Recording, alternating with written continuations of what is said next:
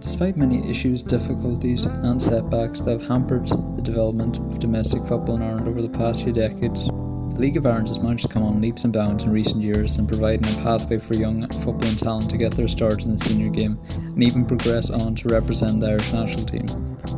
While a handful of clubs have also been able to compete to a fairly decent standard in Europe with some impressive and notable results along the way. Along with this is the growing attendance is seen throughout both the Premier and First Division, with numbers such as 6,500 at the Cork City Galway United game. Things do appear to be on the up for Irish football, and with this optimism, it's always felt that there is a need to set a benchmark to gauge roughly where the league stands in the greater scheme of things. And where else would you start than with some of your near neighbours?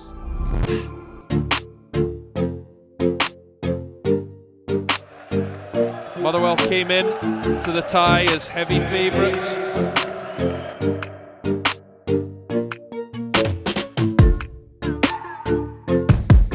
Three 0 is never a good scoreline, especially when you're playing a team that is like levels below you.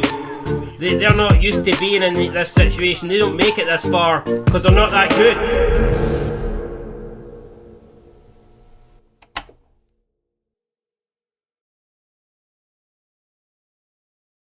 The islands of Ireland and Britain are comprised of 5 league pyramid systems. If we were to rank them in order of standard of quality, we would have to obviously put the League of Ireland at the top.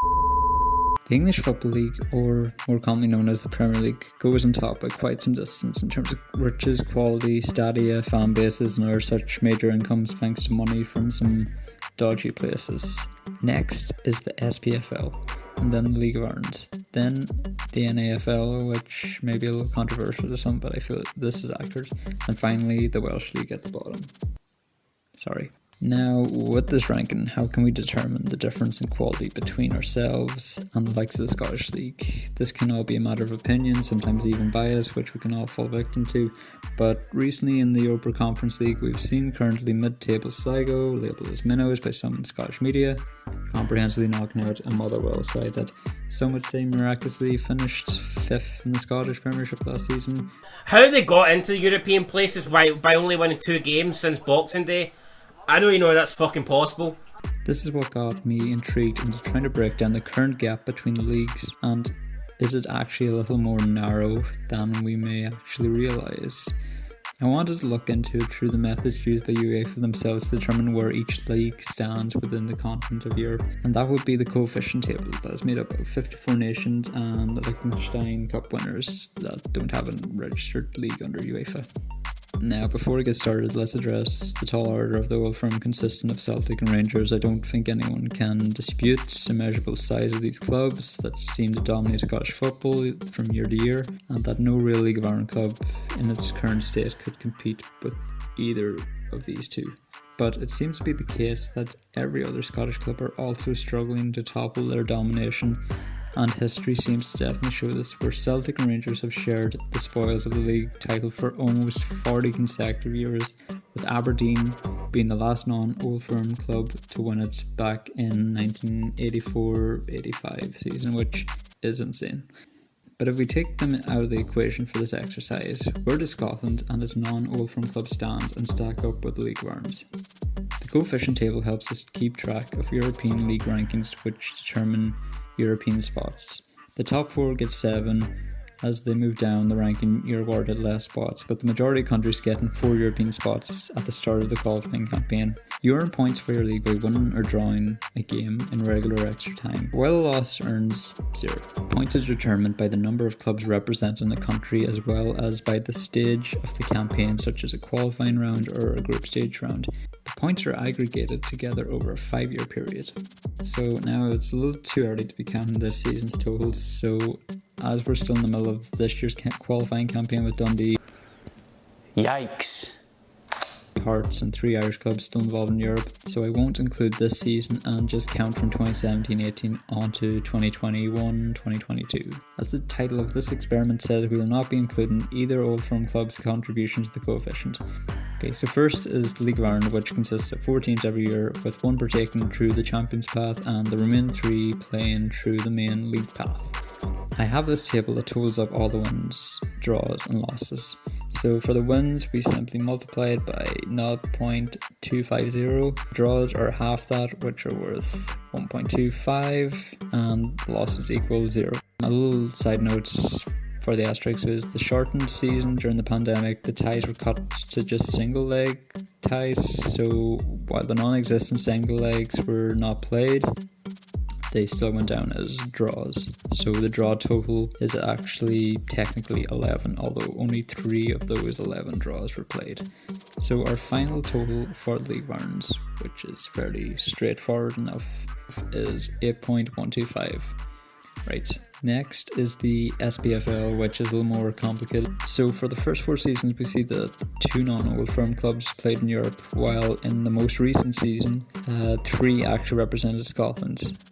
And that is because the SPFL rose up to the top 15 of the coefficient ranking, which earned them an extra spot. So they have 5 total teams instead of 4, although we will just take 2 Old Firm clubs out, and that'll be 3. If you get me. And we have the same table layout as we used for League of Ireland clubs, with the same notes on draws during the 2020-2021 campaign. A coefficient total of 5.450, which we will now take forward to the next stage to compare. But first we have to rectify something and level the playing field a little bit. Even though I'm Irish and can have my bias, for the sake of fairness, I will double the Scottish team's totals, which will now equal 8.500. Instead of having it 4 against 2, I want to make it 4 against 4 in a way, so I just doubled the Scottish team's total. But that only counts for the first 4 seasons. For the final season, where there's 3 teams in the most recent season, I've taken the average points gathered by each team, so 1.200, and it is divided by 3 clubs, which equals 0.400, and we'll add that on, which now equals a total of 1.600, and if we add those 2 totals together, we get a final total of 10.100. So that is roughly how many points Scottish clubs have gotten outside of Glasgow. And these are the final 2 numbers that I came up with. Now if you place these totals into the end of last season, so let's pretend that Scotland played 5 seasons without the Old Firm, we can just use the 10.100 as a little benchmark, so we can say that this was Scotland's final coefficient ranking at the end of last season. Now if we place these rankings into the end of last season's table, we'll see that Ireland, as you can see, finished 40th, while Scotland, without the Old Firm clubs, would have left them just 33rd place compared to where they actually finished last season in 9th position with 36.9. That's a very small gap compared to the actual table. There must be context taken into account that SPFL clubs receive TV and prize money that upstages most League of Ireland clubs, along with far superior facilities on a similar or slightly bigger scale and budget. But the figures from this little experiment have shown that in terms of European performances, League of Ireland is on a similar level to Scottish clubs outside of Glasgow, and the recent upward trend of positive results and performances could perhaps close the gap even more. If we were to take the original total earned by non-Old Firm clubs, 5.450, and put them up against the original total and find the percentage, it would be just under 15%, 14.76% to be exact. So the weight bearing that Glasgow clubs are doing for Scotland is currently standing at 85% of the coefficient, which tells you all you need to know. But all in all, this video and its content should not be taken as a definitive answer in regards to the gap of quality between League of Ireland and the Scottish League, but it may give us some insight on how much Irish football has improved in recent years, but it also raises questions about where Scotland's entire league stands without its big 2. But is not even Irish football fans making this point though? Scottish media have also recently admitted that the level of quality in Scotland is likely on par with the League of Ireland, if not for the Old Firm achievements. Could we see this gap, if we believe there really is one, decreasing further with the aid of further development and investment in the Irish game? The future is what will determine our answer.